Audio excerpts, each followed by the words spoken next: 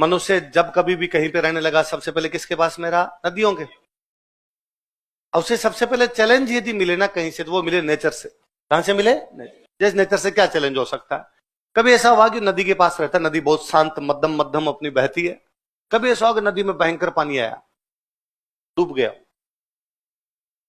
कभी ऐसा हुआ कि बारिश इतनी तेज हुई कि पूरी रात भीगा, वो ठिठुरा कहीं पर। कभी ऐसा हुआ कि आंधी इतनी तेज आई कि उड़ गया उसका सब कुछ जो लाया हुआ था।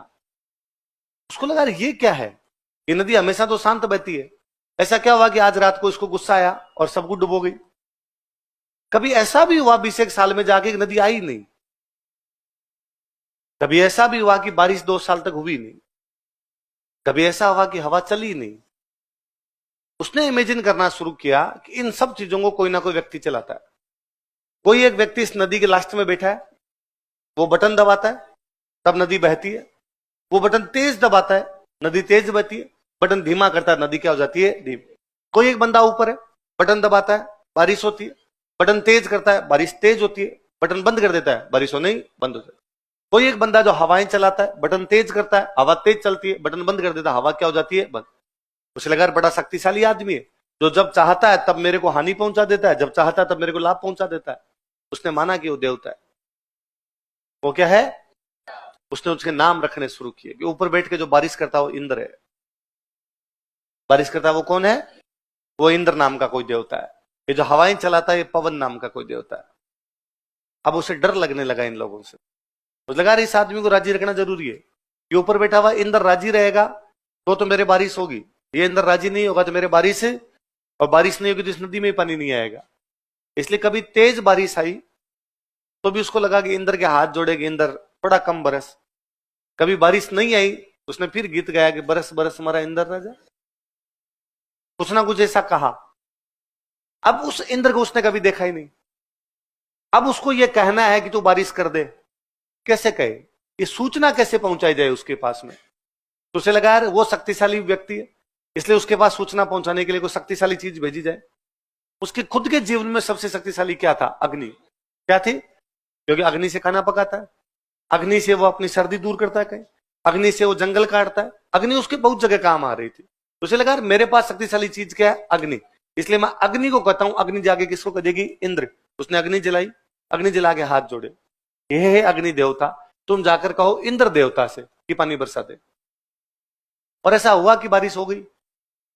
उसका विश्वास जमा, उसको लगा कि यार ये सूचना यदि कोई पहुंचा सकता है तो कौन पहुंचा सकता है?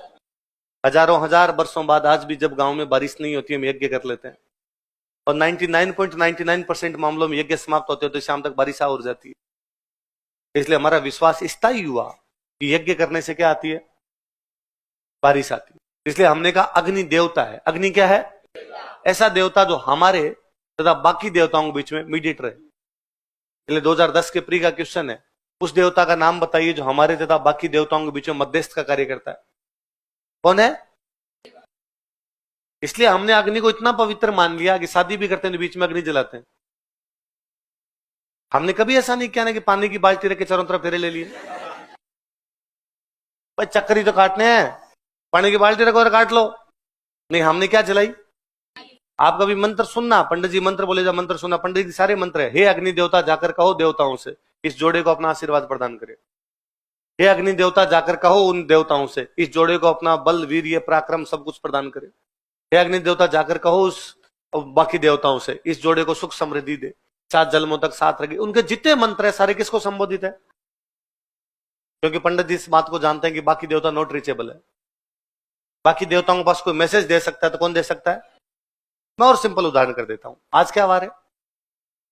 गुरुवार है ना।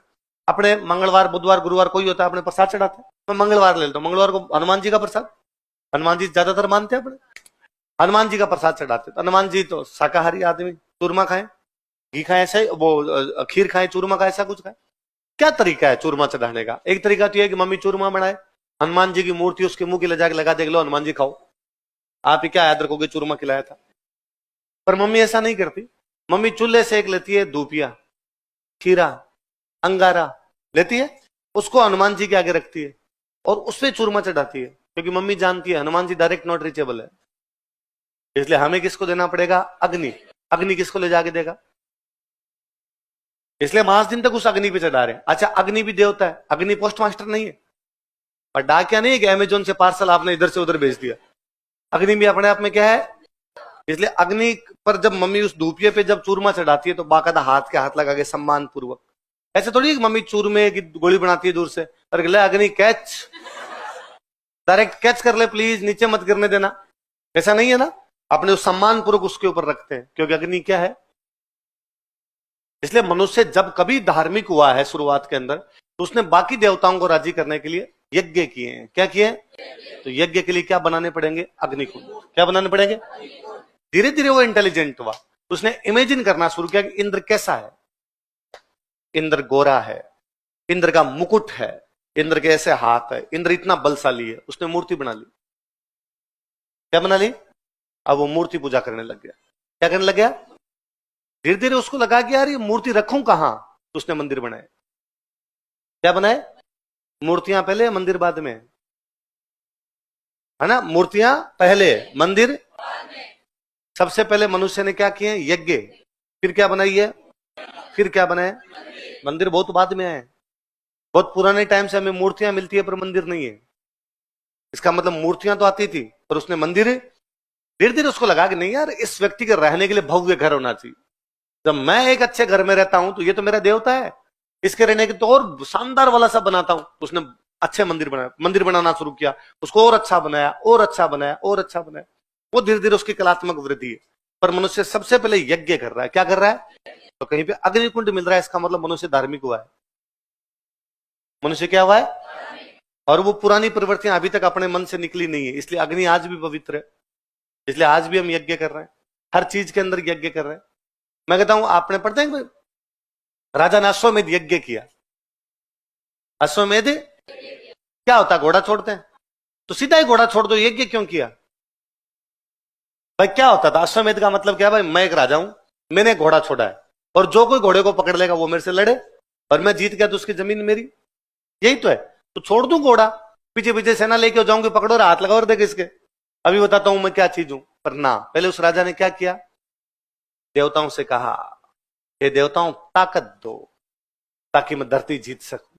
इसलिए उसको पता था कि धरती जीतने के लिए देवताओं का साथ आवश्यक है, और देवता राजी कब होंगे? जब मैं क्या करूंगा। इसलिए हम अभी तक कई बार सुनते हैं, पढ़ते हैं इस प्रकार का। भाजपा के समर्थकों ने यज्ञ का आयोजन किया और अपनी पार्टी की जीत की दुआ मांगी। कांग्रेस के समर्थकों ने यज्ञ का आयोजन किया, अपनी पार्टी की जीत की दुआ मांगी। इंदौर में क्रिकेट प्रेमियों ने यज्ञ का आयोजन किया, भारतीय क्रिकेट टीम के वर्ल्ड कप जीतने की दुआ मांगी।